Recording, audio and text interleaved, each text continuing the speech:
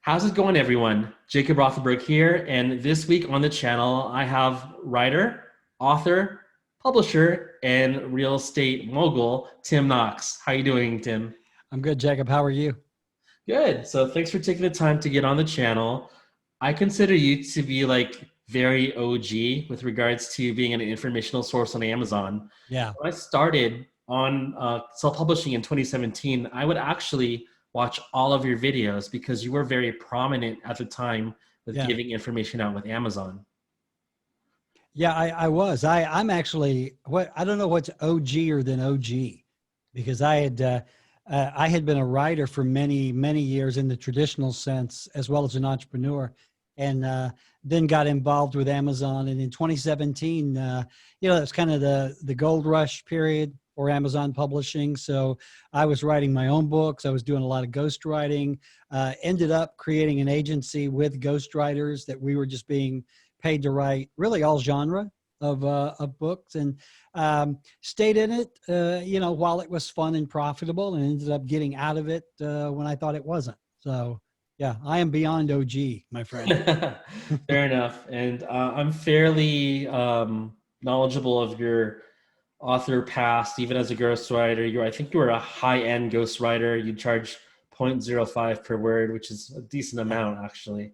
Yeah, we were. I mean, there was a lot of ghostwriters were charging a penny a word, a half a penny a word, but I wouldn't write for that because I thought we were worth much more, and we were. We were getting a nickel a word, but we were actual writers. It would always frustrate me to no end that I'd see a book selling, hundreds of copies a day, and I would open it up and it was just horrible. Right. And so the quality of the work was really important to us.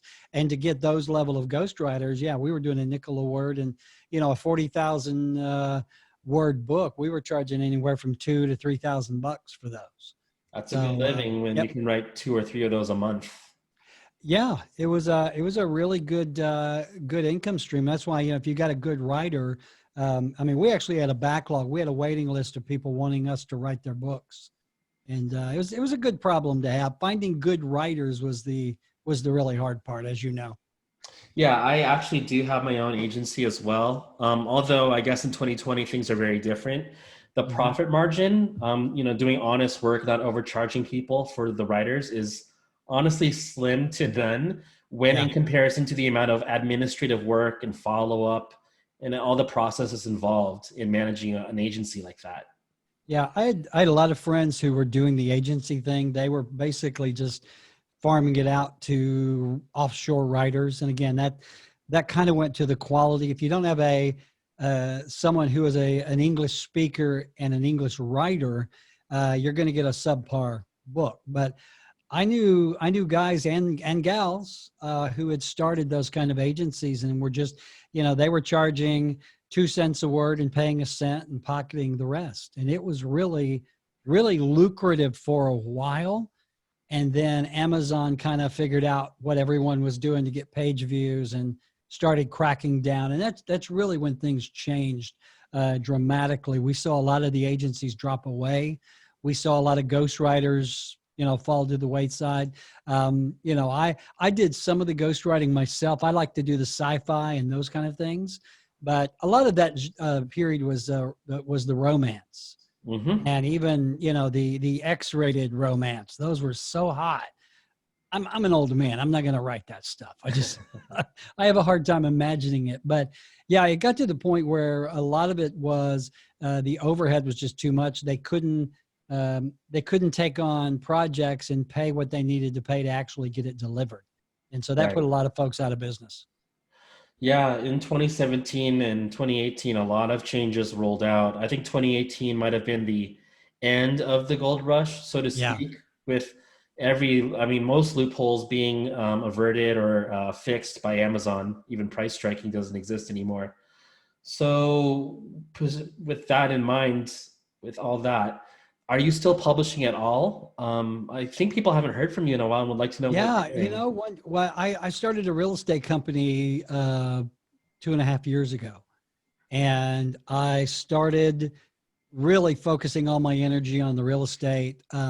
I actually had a backlog of about 150 fiction books that we had written.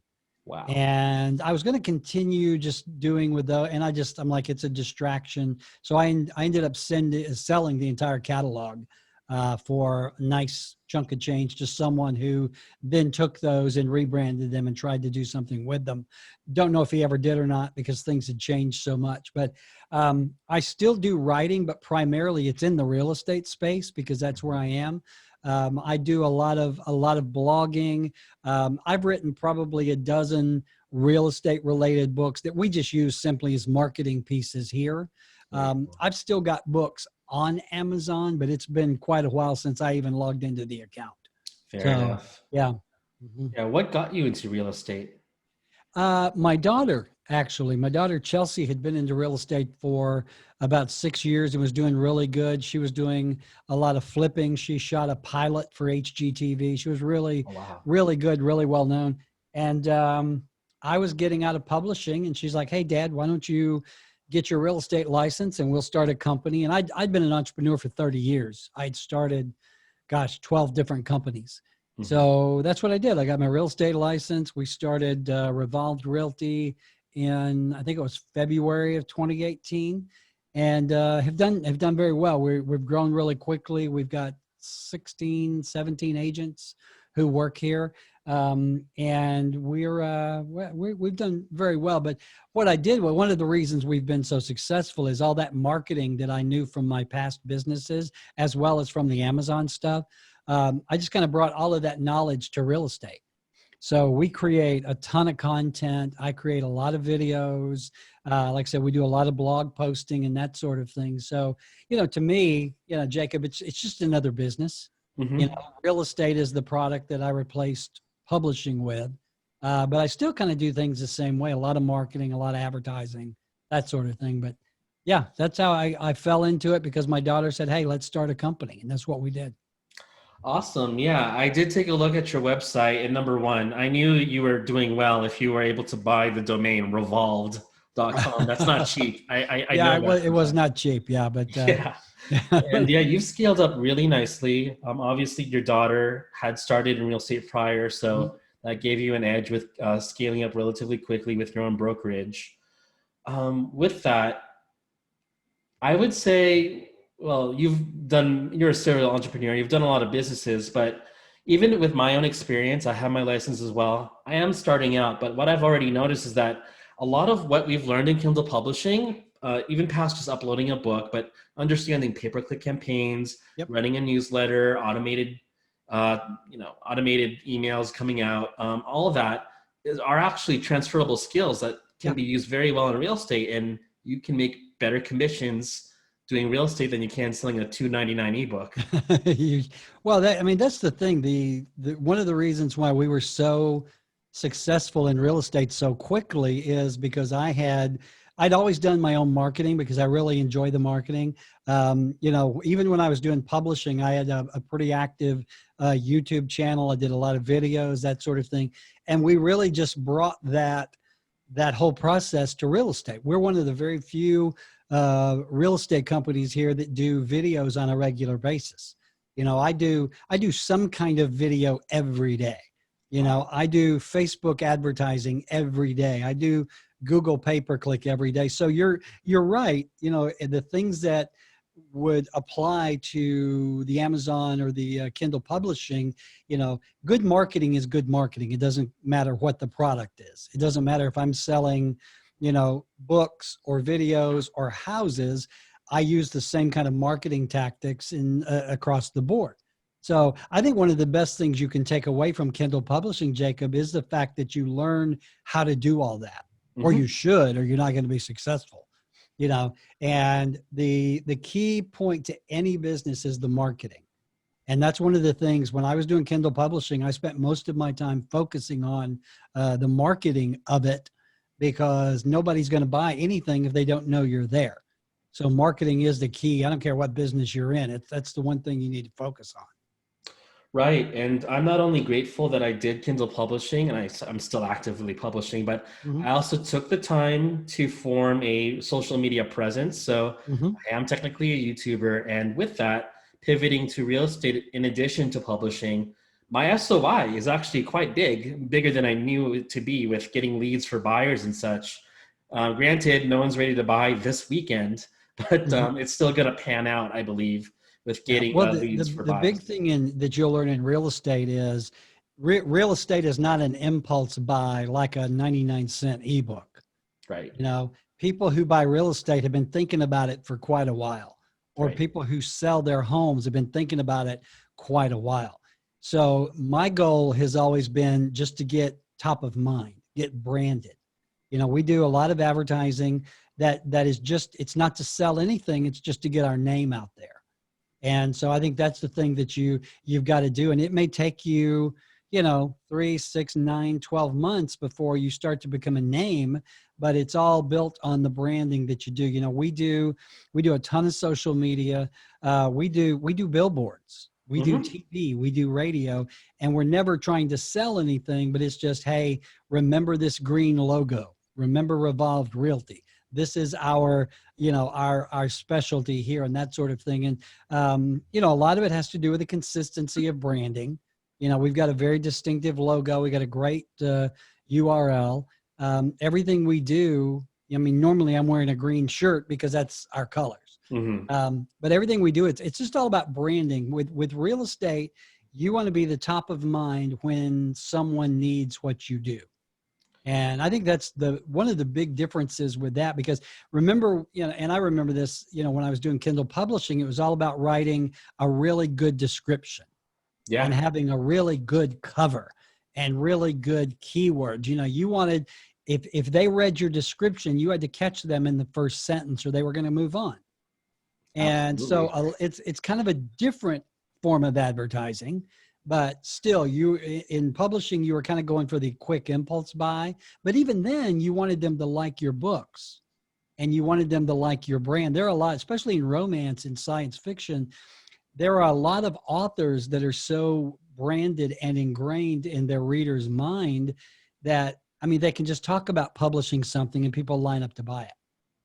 Yeah, I wish LJ real Shen estate comes to was like mind in the romance field. If she puts out a release, even without any pay-per-click, she hits number 10 in the that. Oh yeah. bestsellers just because she's Yeah. so massive. Yeah, I don't remember the guy's name, but he kind of dominates sci-fi like that. Michael, I forget.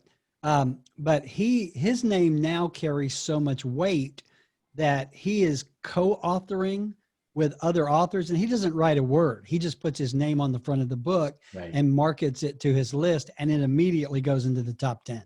That's the best way to go when you can That's it, leverage other man. people's work and other Yeah. people's time. Well, it's Um, brand loyalty. You know, if you yeah. put out a product that people like, they want more. You know, you look at you familiar with Hugh Howey? Yes. Okay, look at Hugh. I mean, his career started out with a blog post, and he wrote a little short story called The Egg that people just went crazy over.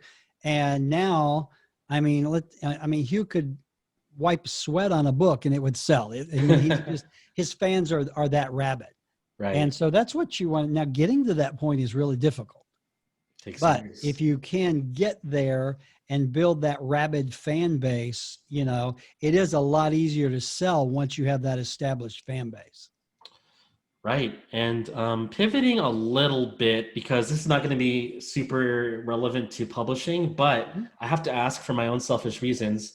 I've noticed that Revolved Realty has a pretty unique selling proposition working with you guys. Mhm. It's a flat fee listing, Mhm. and you usually work with distressed properties. Can you tell me a little bit more about that model? Well, it's actually two different things. Revolved Realty, the real estate company, we are a flat fee listing company, and what that means simply is, in the typical real estate transaction, you have the whoever lists the home will get 3%, and whoever brings the buyer will get 3%. 6% has kind of become the norm. Hmm. What we do as a flat listing fee is, rather than just saying, hey, it's 3%, it is a flat listing fee based on the sale price of the home.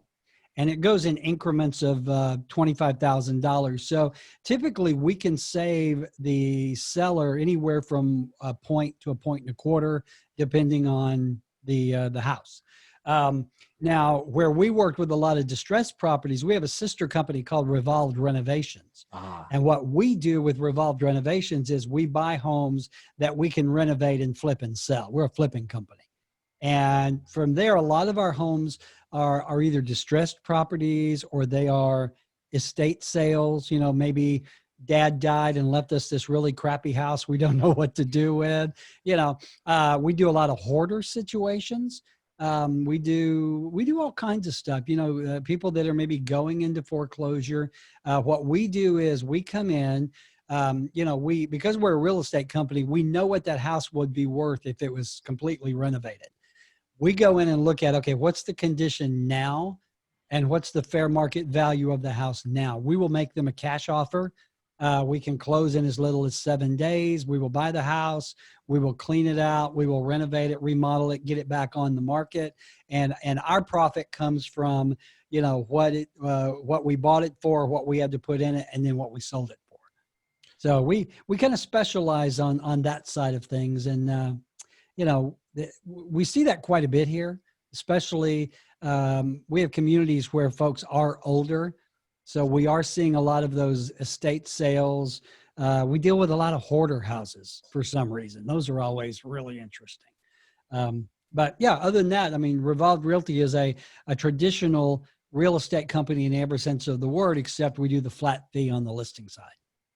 okay, very cool. And yeah, there's obvious savings if you can save even 1% on closing costs. I just Yeah. sold my home in California to move in Nevada, and I know how much 1% can cost. So Yeah. I mean, if you've got a very helpful. $300,000 house, that's $3,000. That's what I sold for And, 339. I don't know how it is there, but here in Alabama, we are seeing a lot of, there is kind of a push to actually lower that 3% on the buyer side. We're seeing a lot of listings come out that are paying 2 to 2.5% now on the buy side, which real estate agents hate because we're used to 3%. But, you know, we don't set the commission scale. That's set by the buyer or by the Of course. seller. So we have to do what people tell us to do. Of course.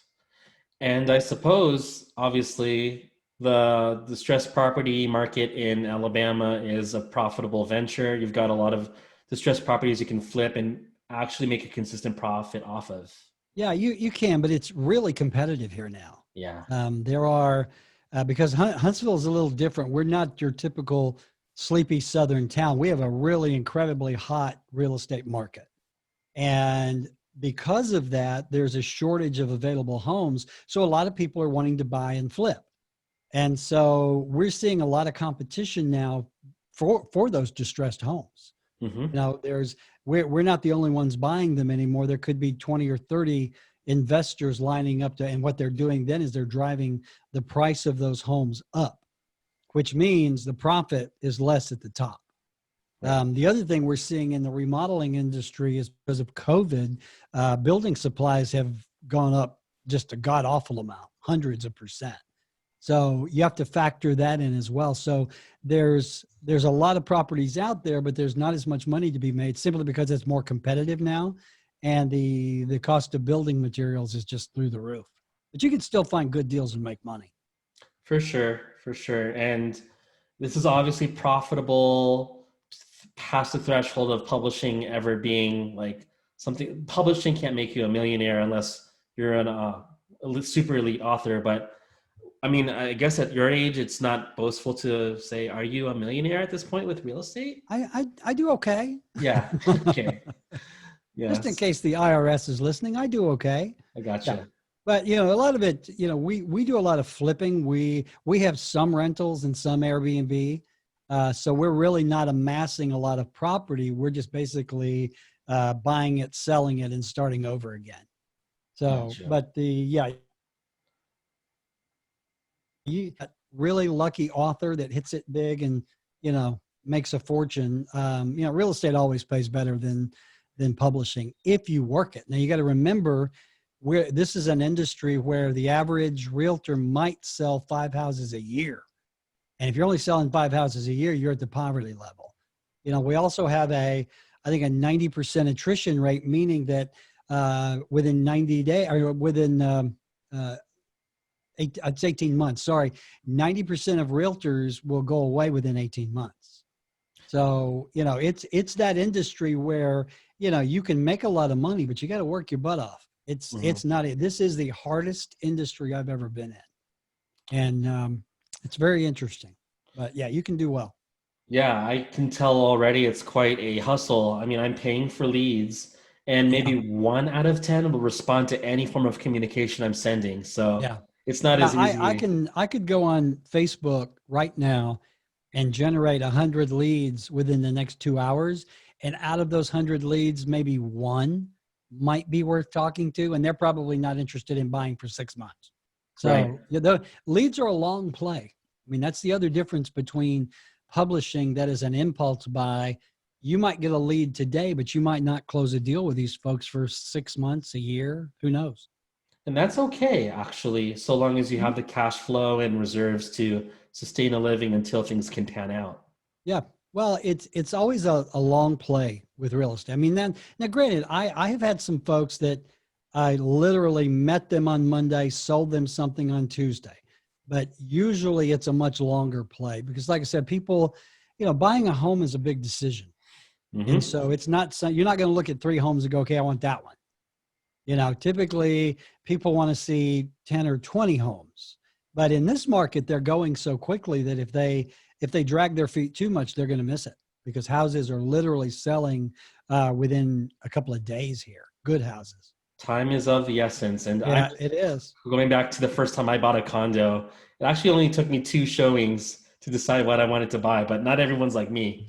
Yeah. Yeah. So, Well, you're a guy, I yeah, mean, I'm like, okay, I'm show me two. I'll pick that one. right. But I have literally had clients, I mean, dozens of houses. And, those are the clients you want to strangle. It's, typically the guy likes it, the wife doesn't, or the wife hates it. And you know, but I mean, that's just the nature of the beast. Real estate is not a short play at all. Anyone who's been doing this has to work it and work it hard. This is the hardest job I've ever had.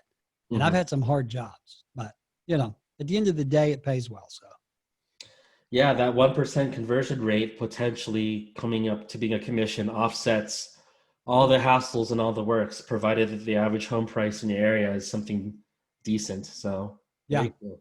yep, yep. So at this point, are you doing anything with publishing at all past just writing your own material for your company or? I'm really not. I'm not doing any. Got it. I've had offers from traditional publishing houses to write some real estate related books. I guess my thing is the shelves are full of real estate books. Yeah. I've got nothing new to say, really. You know what I mean? Um, I haven't really written a book of my own in years. I used to write all of the time. Hmm. Even when I was doing ghostwriting and that sort of thing, I was still writing my own books and trying to get them published. But yeah, I've just I'm focusing strictly on real estate, and that's my plan. The next, I plan to hit it hard for 2 years, and then I'm gone. I'm retiring. Oh, So, really? oh yeah, yeah, I yeah. mean, you look like you're at the fresh age of 55 or so, sir. I think, Oh, you need to get a better camera, my son. That's no, I actually turned 60 last week. So oh, wow. this is not bad lighting. I just look like this. It's horrible. Fair So enough. Very cool. So, I mean, it's just really cool to reconnect with an authority figure who was really doing well with publishing, and here you are on bigger ventures. And I guess the way I would want to close it is ask you another candid question for my own benefit. sure. If you had to choose one pay-per-click model to advertise real estate, what would it be, and why would you choose that model? To sell real estate, I am a big fan of Facebook. Yeah. And the reason I like Facebook is I think it's more of a relational seller or a platform than Google. Because people will go to Google or they'll go to Zillow. I mean, in real estate, most people start at Zillow. And, so there's only so much you can do to market on Zillow. You can have reviews and that sort of thing. But as far as actual ads to get people over to my website, we've had really good luck with Facebook. But again, Facebook kind of doesn't let you target so much anymore. You've got to say, okay, this is a housing ad. That's a special category. So you can't choose a demographic. So that makes it a little more difficult. But again, we use Facebook primarily for building our brand. We do, like I said, 3 or 4 videos a week. We always boost those. We have different, and these are ebook guides that we do. We'll boost those. At any given time, I probably have a dozen Facebook ads running. And but like I said, my experience with Facebook as far as lead generation is gone is you might get less than 1% that's actually a lead. You get a lot of crap.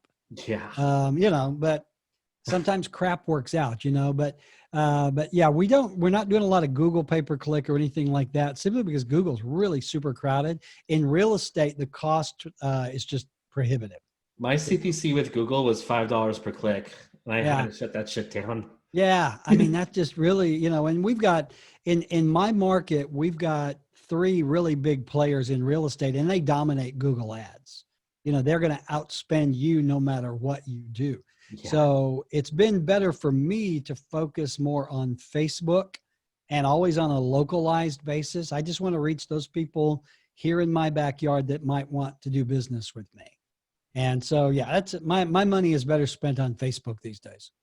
Yeah, fair enough. And everything I'm doing right now is on Facebook. I mean, aside from the paid per click campaigns you can do, and as you said, it's very hard to target anyone specifically. I mean, I've spent $250,000 of my own money on publishing ads the past year and a half. Wow. And so I know a little bit about running ads, but man, the first 5 campaigns I ever run for real estate just got rejected. Like, what is going on here? I'm not a total idiot, am I? So yeah, it's very restrictive, but once you can get it all set up, it seems to work pretty seamlessly. And even past that, just having even a page or your personal profile ping out consistently that you are doing real estate, you're the go-to person in your city, your state, that pays off dividends in the long term. So as you said, it's a very long-term play business. Well, you use it to build authority. Mm-hmm. You know what I mean? It's, again, it kind of goes to branding, but if people see you on Facebook all the time doing these real estate videos, in their mind, you must be an authority on real estate. Right. And that really, my videos bring me more business than anything. I had a listing appointment today. Lady had saw one of my ads on Facebook, clicked it, went over, on my website. I've got, 100 some odd videos over there on the topic of buying and selling a home. They get tons of views, but those are my best lead magnets, are those videos that I do. So. Awesome. Well, damn, I got to do more videos. There you go, buddy. To go do a property tour today. Yeah, do it. So very cool. So yeah, I just wanted to make this a short interview. I know you've got some things going on. So it was really great to connect to you. And if people either want to learn more about you or are interested in Alabama real estate, where can they find you? Yeah, you can go to my website, revolved.com. It's like the door revolved. I always do this. But you can just do that. You can also look me up on Facebook, Tim Knox, and that's the best way to find me, really. And I have 2 YouTube channels. I've got my old publishing stuff there, and then I also have my real estate. So I'm not hard to find. I'll have to watch your real estate channel and learn a thing or two from the expert. There you go. Awesome. Thanks for taking the time to sign on, and hopefully we'll get some comments from people who have known you in the past, and we will see y'all later. All right, Jacob. Thanks, buddy. Thank you.